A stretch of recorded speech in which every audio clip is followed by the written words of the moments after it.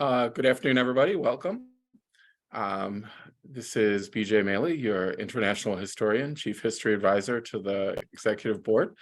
As many of you know, this is the 50th anniversary this year of our merger with Phi Delta Delta. So I was asked to do a couple of history presentations this weekend. I did the first earlier today, and it should become available on the fraternity's YouTube channel for those who missed it, concerning the history and traditions of Phi Delta Delta, that the women's fraternity that we merged with 50 years ago. And today I'm going to do a little more general outline of what I've been calling Phi Alpha Delta's road to inclusion. As many of you know, we pride ourselves now that we're striving to be a diverse and inclusive organization. We have a completely open membership, but that was not always the case.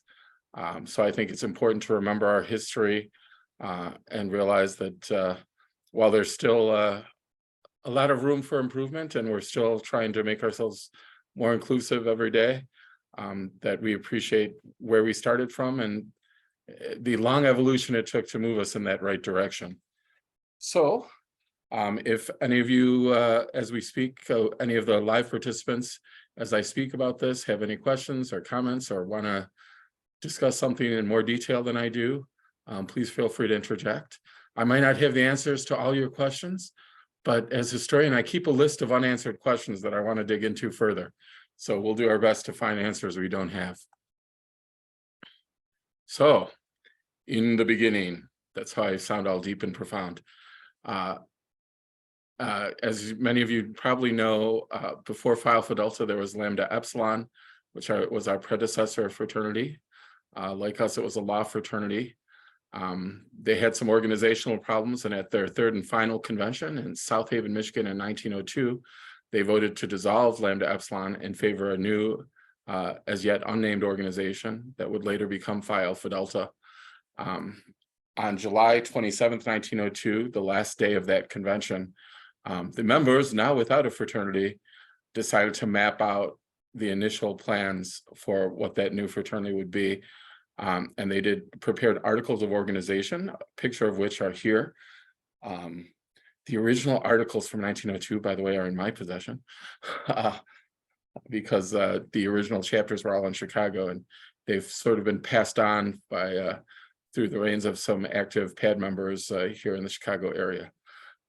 But these articles, again, set the initial framework for creating what became Phi Alpha Delta. So although we pride ourselves on being diverse now and being open and inclusive, that was not always the case. So the original Articles of South Haven, even before we had a constitution and bylaws and ritual or even a name, had limits and restrictions on membership. So if you look more closely at those Articles of South Haven, this association, which is what they refer to it at that point, shall be composed of the men who subscribe to these articles of organization, so the people there who signed it, and those white males invited to join the board of directors. So from the very beginning, we had restrictions on membership, both as to gender and to race. The board of directors is an interesting thing. So from among the signers, they selected people to act as board of directors for this association that didn't have a name. And the job of that board of directors was to come up with the name, the ritual, the constitution and bylaws of what would become Phi Alpha Delta. And this week we're celebrating Founders Day. That's the day when those board of directors presented to the members what they'd come up with, and the group adopted them. And again, those members we're talking about are the people, the subscribers invited. So I've always found it that the term invited interesting because, as you know, we had the previous organizations that we evolved from, Lambda Epsilon, and before that, the Law Student League. But if you look at histories of the fraternity or articles about fraternity history, it always said, there was always this one line that is intriguing. It said, not all members of the Law Student League and Lambda Epsilon were invited to participate in the new organization. So we talk about we're sort of this whole evolutionary thing, and we had those prior organizations. But not all of those members became members of Phi Alpha Delta. And I think one of the reasons why is because the membership in the Law Student League was not restricted in any way. Anyone who had commenced their legal education at the time the Supreme Court adopted those new rules regarding admission was able to join the Law Student League. And at that time, there were minority members of the bar, or minority members of, or minority law students, and even women law students.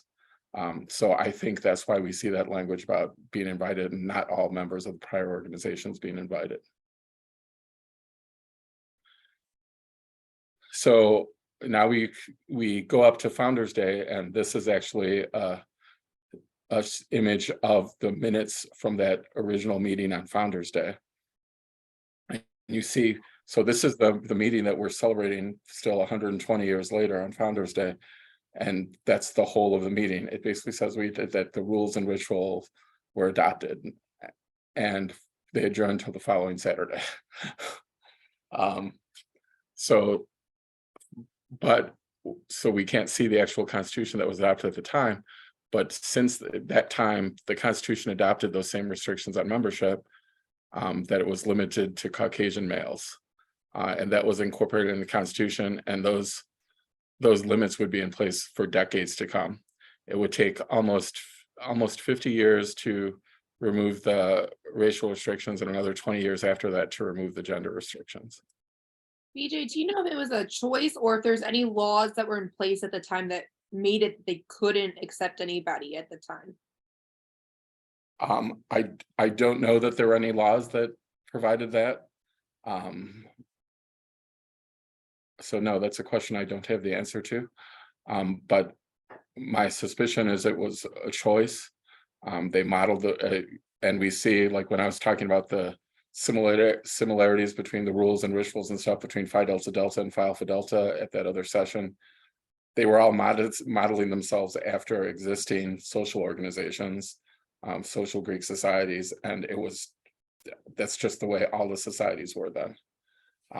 And some would argue that those new rules for admission were done in part to restrict access to the practice of law from these underrepresented groups of people, because there was a growing population of minority and female members of the bar at that time. Because prior to those rules, Illinois had had for almost 30 years a diploma privilege system, and the law schools were not restricting access to education based on gender or race. So, oh, I probably skipped a part there. So I do want to say that during this period when we had these restrictions in place, we did have members and chapters that didn't like it and tried to do stuff about it. So you would see periodically things like chapters saying, screw it, we'll just initiate people anyway. How will they know and nothing will happen to us? So sometimes you'll hear members referring to those as illegal initiations or as illicit initiations. And when we had our meeting with the history committee earlier this week, we all decided we like the sound of illicit initiations better. So that's what I'm using today. But these are examples when chapters would go ahead and initiate someone that theoretically they were not allowed to initiate based on those restrictions on membership, but they would do it anyway. And sometimes those members would be expelled if someone higher up got wind of it, but sometimes they would just carry on the records because no one would realize. So the first formal step for the fraternity to actually consider at convention whether or not to remove those restrictions on membership was at the 1948 convention. So now this means we're looking at 46 years after the founding of the fraternity. So 2 constitutional amendments were proposed and considered to further PAD's progress on that road to inclusion. One, to eliminate the phrase "of the Caucasian race" from the description of eligible members, and one to admit women into membership. So as for those of you who know how the way traditionally our governing structure worked for rules at a convention, There are committees that consider proposals, and they pass on the final proposals and their recommendations to the convention to vote on. So it was amendments to the Constitution and bylaws. So the Standing Committee on Constitution and Bylaws at convention was the committee that would hear the initial proposals. And this was a big deal then. So you see, I just pulled a couple of newspaper articles. So you see, it's not just us talking about it. It's other people were taking note and say, oh, this fraternity is thinking about doing this. This was kind of a big deal. It was a newsworthy item. So when we do talk about being a fraternity of first, and we're the first fraternity that removed all racial restrictions, we're the first fraternity that removed gender restrictions, that really was a big deal, you know, or the first law fraternity, I should say. And it was covered in the press. But what actually happened at that convention is they sort of punted. So the Constitution and Bylaws Committee didn't want to be the ones to say, all right, we're gonna recommend we remove these restrictions, or we're gonna say we shouldn't remove these restrictions. What they ended up deciding to do is they recommended to the convention that instead of the convention deciding this issue, that it should be submitted to the whole membership. So they were asking for what's called a plebiscite, which is a vote by the entire membership.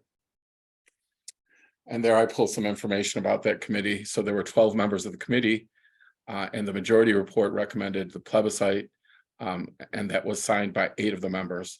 There were 4 members that were pressing to immediately remove the membership restrictions, or immediately take convention action on the change anyway.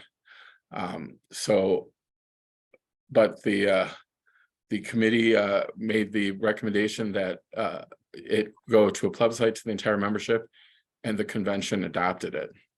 So I chose this article to demonstrate something when we talk about this. First of all, the fact that it was news, even that we were doing this plebiscite. So this one article talks about that, but then it goes ahead and also puts in another story in the same article that's not really related to the fact that Phi Alpha Delta is doing a plebiscite on the removal of membership restrictions. It talks about the fact that in court around the same time, lawyers were asking that juries be eliminated because there were too many women on them. And that wasn't fair because, and this is please understand this isn't my position, but the argument being made was that women do not know as much about business matters as others might, I guess others being any male, and that a preponderance of women deprives defendants of their constitutional rights. So this is the environment this is going on. So even though we may not have been particularly enlightened, part of it is a product of our time. So at least we were moving in the right direction, and as society was at the same time. So the fraternity did a plebiscite. Now, if we were doing something like that now, it would all be electronic and inexpensive and smooth and efficient. What they did then was they took the membership directory, and anyone they thought they had a valid mailing address for, they mailed a ballot to. So at that time, the fraternity had about 25,000 members. They believe they had valid addresses for 15,580 of the members. So the ballot went out to 15,580 members. And there were 3 questions on the ballot. The first, well, there you can see the questions in front of us because I put them here, but it was whether the words male and the first kind of combined the 2 issues and was, should the words male and Caucasian be eliminated from the Constitution wherever each word appears as a qualifier for membership in the fraternity. So that was joining the 2 questions. Then they asked the 2 questions separately. Should the word male be eliminated? And then should the word Caucasian be eliminated? So you can see how the positions change based on the way the questions are presented. So even at that point, we were pretty close. It looked like the fraternity is almost ready to eliminate the the Caucasian restriction. But they're still a long way from eliminating the restriction on based on gender. And again, you also see a recurring problem we have in Phi Alpha Delta, low participation by the membership. So we start with 25,000 members.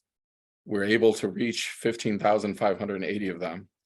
And of those 15,000, only about 3,298 actually responded. So the participation was by 20% of about 20% of those that we reached out to. So I just think those numbers are interesting, but that showed you how close we were to eliminating the racial restrictions, which I'm not talking a lot about tonight, but you have to kind of talk about both as you go through. And the racial restrictions would actually be eliminated at the next convention, despite the negative results of the plebiscite on that issue. But it would be another 20 years after that before the gender restrictions were removed. But we were on the way to opening membership. The other thing to understand, and I'll be doing one of these at some point on removing the racial restrictions, since that played a factor in that debate, was unlike now, Phi Alpha Delta then, like other fraternities, allowed the chapters to vote on new members. So up till then, I think you're probably familiar with the expression blackballed. If any one existing member of the chapter voted against a pledge, they would not be admitted.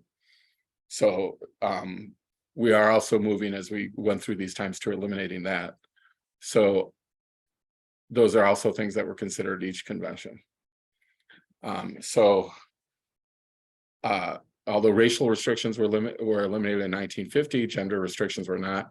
And this issue started coming up over and over again at subsequent conventions. But it took 20 years before we got the question right, but we were moving in the right direction. So those numbers kept getting closer and closer on how close we were to eliminating that restriction.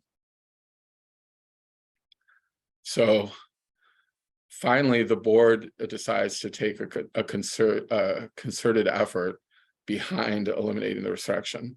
So at its February 1970 meeting, the Supreme Executive Board, it was then called, we were only Phi Alpha Delta Law Fraternity then, not Phi Alpha Delta Law Fraternity International. The Supreme Executive Board they had a committee formed, and they prepared a thorough review of every time this question had come up, what had happened, and to the direction we were going in. The executive board itself directed that amendments be drafted and proposed to the fraternity to eliminate the gender restriction. So now you have sort of the institutional Phi Alpha Delta is behind this, not just any individual chapters or members, but the actual board of directors for the fraternity wants this change. So now I'm going to talk a little bit about the illicit initiations that were going on. So I talked about this went on periodically, basically throughout the history of the fraternity.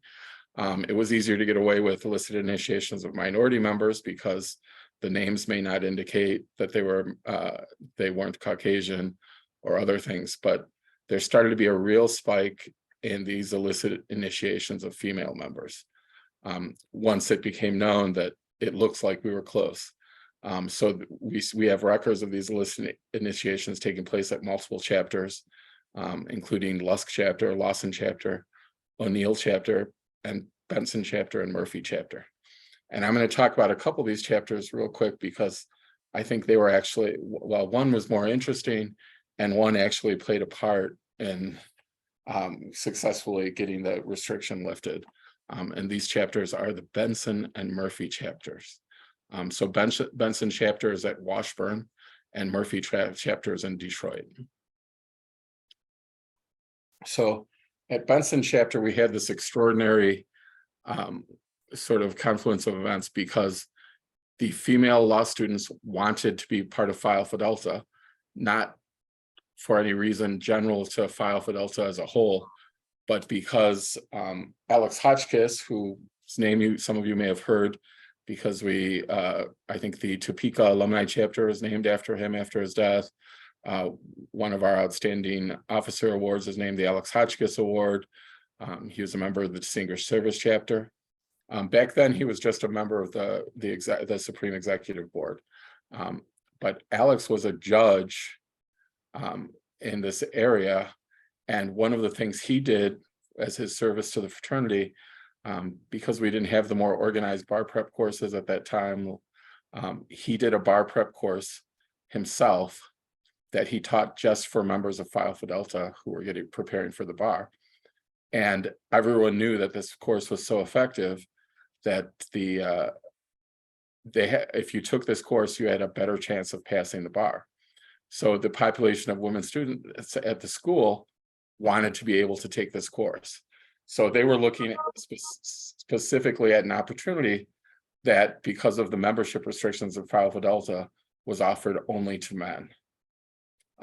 And the laudatory thing for Benson chapter is they agreed that if there was these women students should not be denied that opportunity just because they were women. So the chapter started doing these illicit initiations. So I call them a serial offender in this area. And I think one of the most interesting stories is occurs in 1970 itself, as the fraternity is almost ready to lift the restrictions itself. Benson chapter actually voted to allow 3 women to join Phi Alpha Delta. And so they're not only violating the the gender restrictions on membership, but these 3 women were already members of Phi Delta Delta. So they also violating the restriction against members of other law fraternities joining Phi Alpha Delta. So these 3 women were in both Kappa chapter of Phi Delta Delta and Benson chapter of Phi Alpha Delta. Actually, let me go back to that, because there's one other interesting story about that I didn't put, but because we got an interested crowd, I'll just talk about it. So Washburn Law School actually has an official history, which I don't know if you can see in my little picture I'm holding up a copy of here. It's about 1,000-page history. And in the section around the 1970s, it actually devotes a couple of paragraphs to Phi Alpha Delta starting to admit women. And it tells the story of these 3 women that Phi Alpha Delta allowed to join. But it tells an additional story. At the time, Benson chapter had a fraternity house. So first they were allowed to join, and then later the chapter voted to allow them access to the fraternity house. So these 3 members of Phi Alpha Delta, these women members, the first time they went to the fraternity house, the chapter was having a stag party and showing stag films. So they left. So, well, I should say 2 out of 3 of them left in horror. But that's the paragraph. That story is the paragraph that's covered about Phi Alpha Delta's removal of racial restrictions in the book. So laudatory motives, but they still didn't get it quite right. Did they violate Phi Delta Delta on being joined in multiple law organizations, or is that only Phi Alpha Delta's rule? I think I haven't done any research into the other male law fraternities to see if they had these similar issues. I will tell you, we're going to talk in a minute about the merger of Phi Alpha Delta and Phi Delta Delta. We pride ourselves about being the first to remove the gender restriction on membership. Phi Delta Phi was literally 3 months behind us. So if you look at the documents about the merger, both our fraternity and Phi Delta Phi had invited Phi Delta Delta to merge with them. But I think in terms of the specific chapter, the appeal for membership in Phi Alpha Delta for the women was access to this bar review course. So that's something Phi Delta Phi didn't have, although they did have an active chapter at Benson or at Washburn. So the other chapter with the illicit initiations I want to talk about specifically, and those of you at a convention will be familiar with this story because we shared a video from this person when they accepted an award. Murphy chapter at Detroit Law School took a step further. Not only did they decide we're going to go ahead and initiate a woman, but they voted to make her their delegate to the convention. As you know, chapters are allowed 2 delegates to convention. So they chose as their 2 delegates, John Conlon, who was the chapter marshal at the time, and this female initiate, Maura Corrigan. Now at conventions now, it's the executive office reviews the credentials of the delegates and seats them. Back at this time, and actually even when I started going to conventions, there was a credentials committee that reviewed the credentials and recommended to the convention whether or not the person should be seated. So that's the process that Maura was going to have to face when she went to New Orleans for the convention. So at the 1970 convention, Maura shows up with her fellow delegate, John Conlon. The credentials committee refuses to recommend seating Maura Corrigan because she's a woman and therefore is not really a member of the fraternity. So she was not seated. But those of you who heard her story in that video at convention know, although she wasn't seated, she stayed at the convention. So she participated in social functions. When there was debate on the floor, she was sort of at the back of the room. Several people who were there credited to some extent the fact that the vote was won and those restrictions were lifted on her presence because she was behind the scene politicking. So Murphy chapter actually sent her, along with John Conlon, with the mission, get this restriction lifted. And they were actively campaigning for it. And Maura Corrigan was part of that debate and was meeting people. I pulled this article here from the Chicago Tribune, which reported on the events shortly after that restriction was lifted. It's the interesting part of this article is that it interviewed some of the alumni members from the Chicago Alumni Chapter and some of the student officers from the different law schools in Chicago.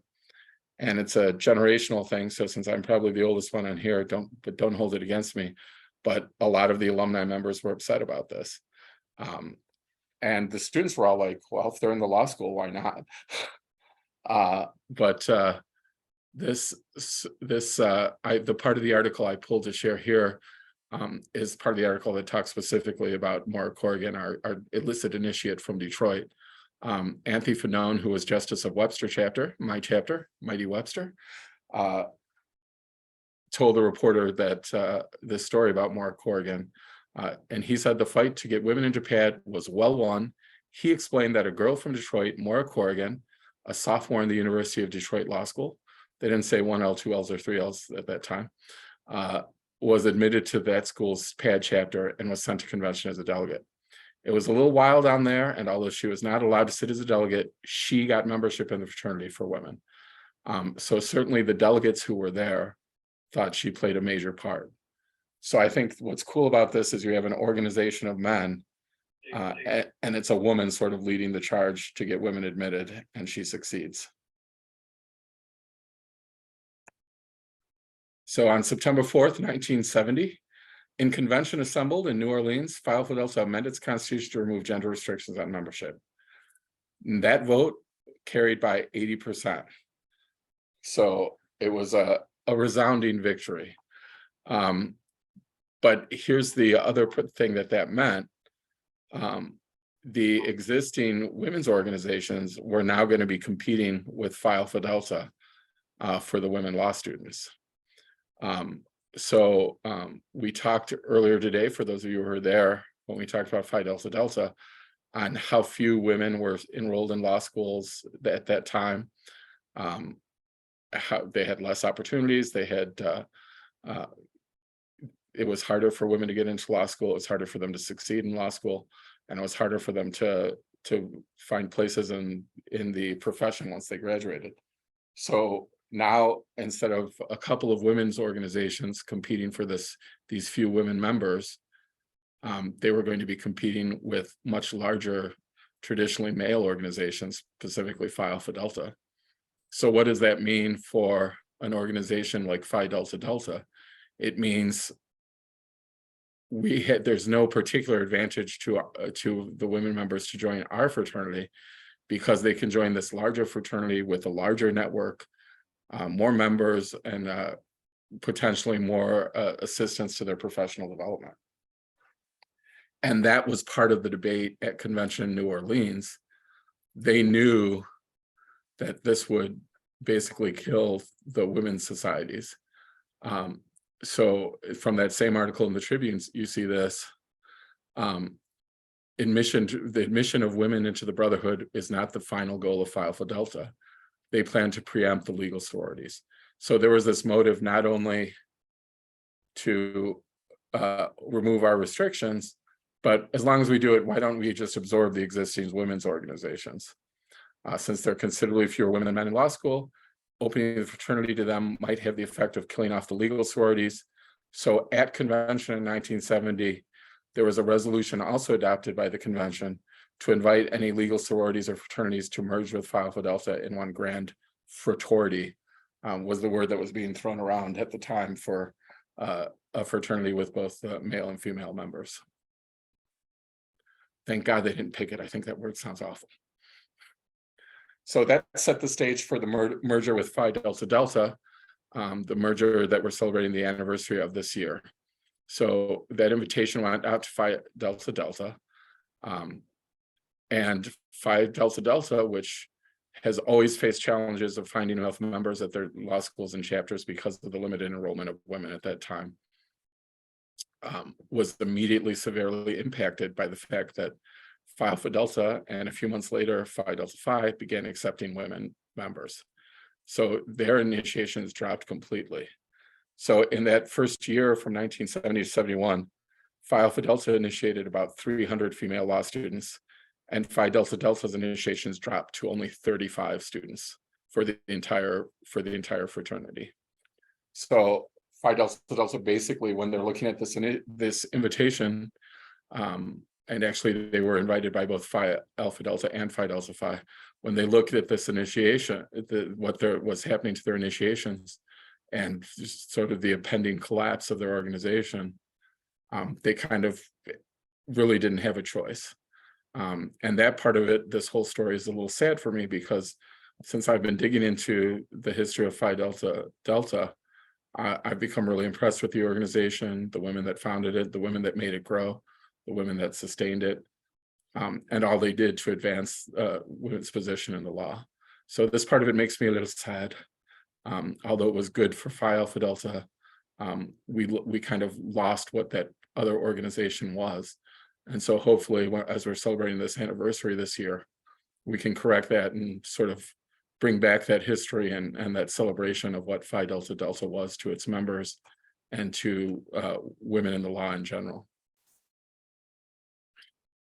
So how did this whole merger work? In May of 1971, a joint Phi Alpha Delta and Phi Delta Delta merger committee was formed, and they met in Granada Hills. For those of you who know, our fraternity's headquarters used to be in Granada Hills, actually in the Whitecamp Law Office. Our beloved John Whitecamp's father, Fred Whitecamp, was the executive director of the fraternity at that time. The committee met, and they basically hammered out what the terms of a merger would look like. So this image is from a letter from Phi Delta Delta to its membership, talking about what the terms would be for the merger. And you see a joint committee is established to make any necessary changes to the Constitution, ritual, finance, membership, districts, memorabilia, etc. The two organizations would hold a concurrent convention at the Town and Country Hotel in San Diego, California, which meant Phi Delta Delta, which was already planning a convention the following week in, I think, San Francisco that year, really just pulled up all their plans and rescheduled their convention so it would coincide with Phi Alpha Deltas. The effective date of the merger, should the conventions adopt it, would be the last day of the convention of Phi Alpha Delta, which would be August 12th of 1972. And each organization would bear the cost of their own legal counsel and how to handle the tax and reorganizational consequences of the merger. All chapters would be urged to cooperate in program planning at the local level. So one of the consequences of the merger would be every place that Phi Delta Delta had an existing chapter, those members would become, if there was one, members of the existing chapter of Phi Alpha Delta. So it required a lot of local coordination to make that work.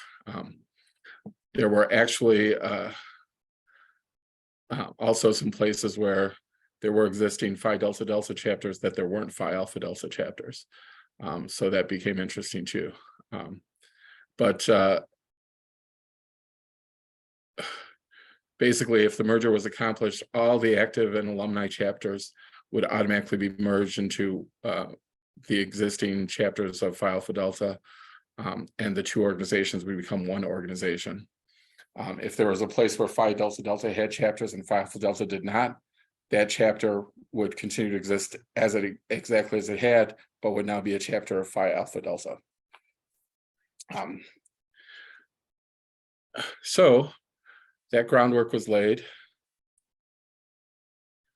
And these are the final board, the final officers of Phi Delta Delta, the officers that served from 1970 to 1972. Both organizations began to treat the merger as sort of a fait accompli, if you will. And there was a lot of support at Benson chapter, where we actually have access to the minutes, or I should say, at Kappa chapter at Washburn, where Benson chapter is located. We actually have their full minute records for almost the entire existence of the chapter, including when these letters from the national organization were coming out about the pending merger, and the chapter voted on it. And they obviously were in favor because they'd been trying to get in to Phi Alpha Delta this whole time. So there seemed to be a lot of support across the board. Some of it may have been begrudging because they saw the end of Phi Delta Delta approaching, but there was a lot of support. Again, here's my little touch of sadness for the loss of the organization. We think these two women here to the left in this article may have been two of the last initiates into Phi Delta Delta. So two of those, 30 initiates they were getting a year once gender restrictions were lifted. So it actually made the news that these two might be the who were initiated at the chapter at Akron University, the Beta Chi chapter, may have been the last initiates into Phi Delta Delta. And of course, a few months later, they would become members of Phi Alpha Delta if the merger went through. So, merger with Phi Delta Delta. So this is a picture of the delegates of Phi Delta Delta who were present at the Town and Country for what was their 25th International Convention from August 9th to 12th. And the Phi Alpha Delta Convention was going on in the same hotel, in facilities at the same hotel, but the conventions were being held separately. The boards and the merger committee, however, were meeting regularly to iron out final details, final wordings of the resolution. So this picture is a meeting of the two boards of the fraternities, along with the additional members of both fraternities that served on the merger committee, meeting at the Town and Country during convention. Amelia Del Vecchio is here in this picture with Alex Hotchkiss, who we talked about earlier. And Alex Hotchkiss would be elected Supreme Justice of the fraternity at that convention. So this is those two. So the last president of Phi Delta Delta and the new Supreme Justice, we called them at the time, of Phi Alpha Delta at the banquet. And Don Hudson, one of our members, was chairman of our merger committee.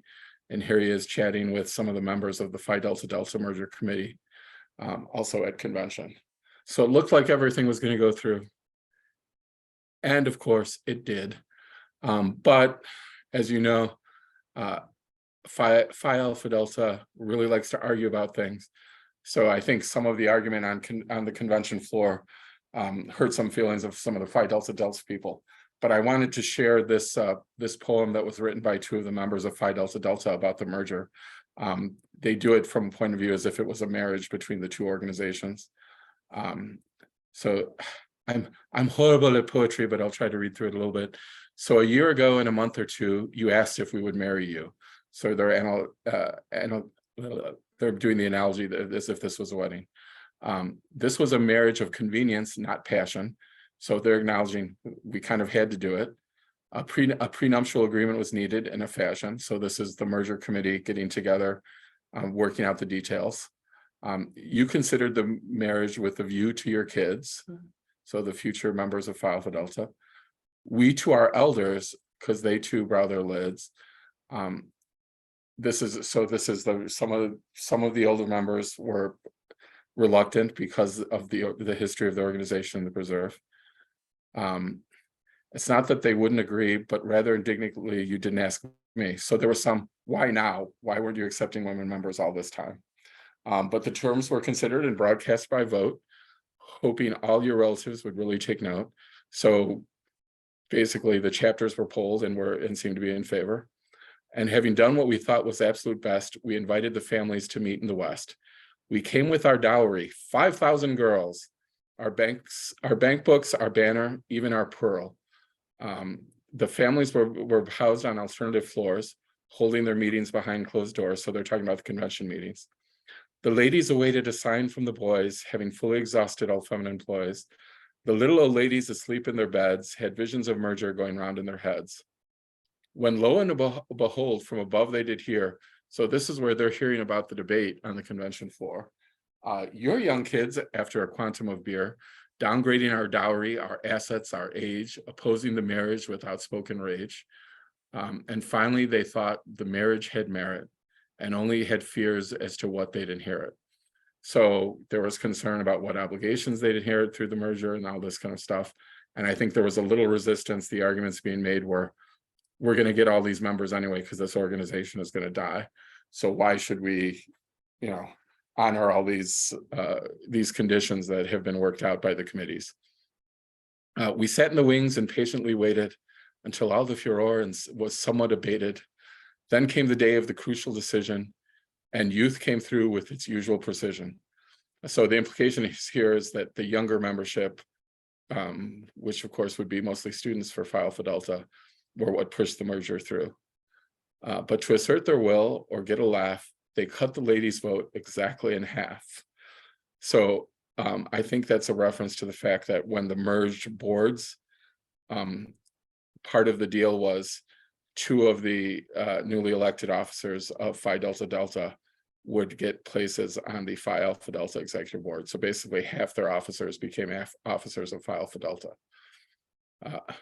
Anyhow, here we are at the nuptial dinner with both sides agreeing each is a winner. But are we brothers or sisters or actually bristers? Is it a fraternity, a sorority, or just a fraternity?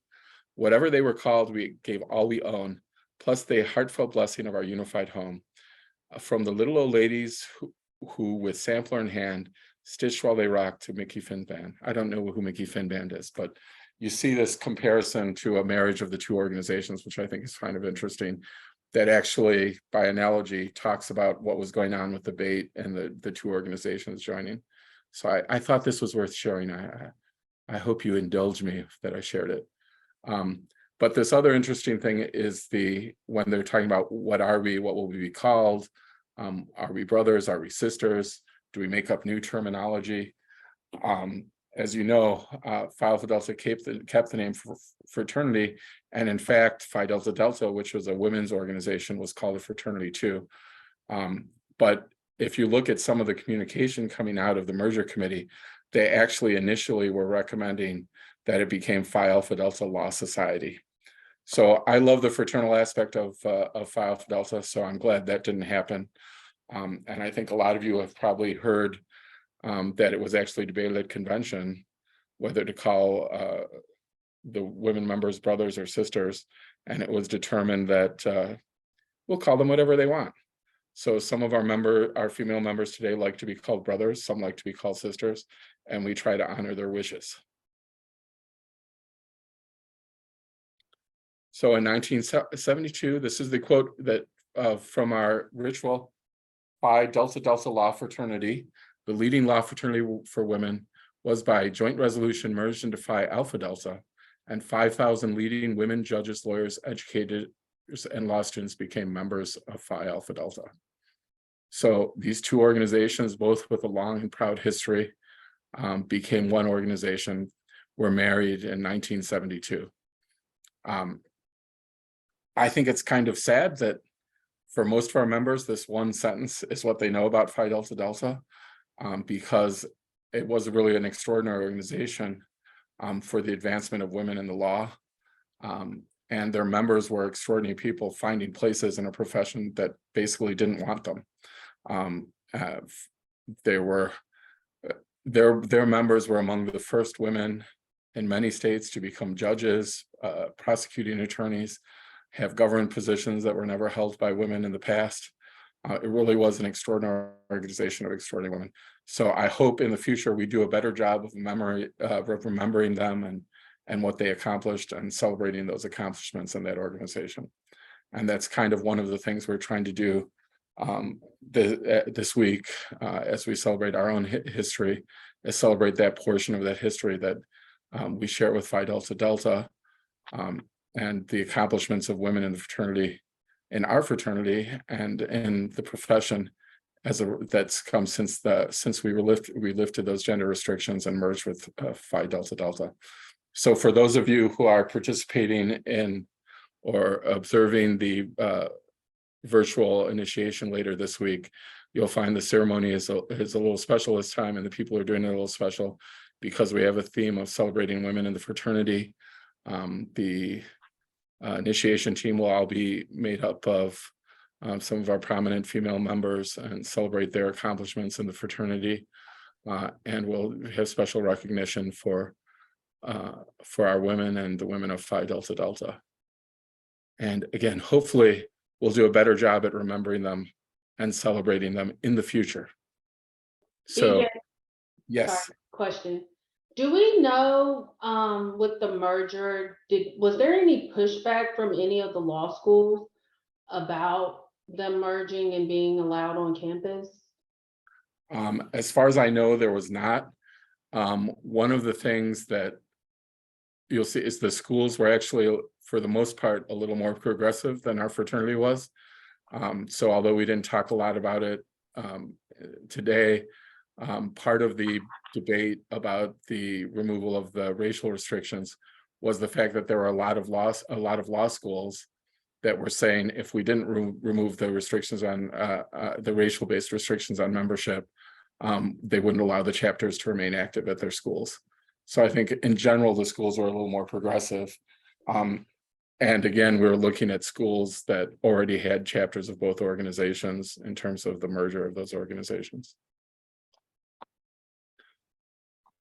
So any other questions, comments, discussion, criticisms of my bad delivery? I know, John Lynn, you're participating in you're one of the team for the initiation later this week, right? I am. So that'll be exciting. You're doing a great job, BJ. Thank you. I did look up Mickey Finn is a guitarist, and his bands that he was in was like the 1960s through like 1970s. So just like a guitar player. Yeah, And he's named after drugging a date. Yeah, that was the thing the thing that occurred to me was Mickey Finn used to be what you called what a tranquilizer or a sedative was called when you were drugging someone. You slip them a Mickey Finn.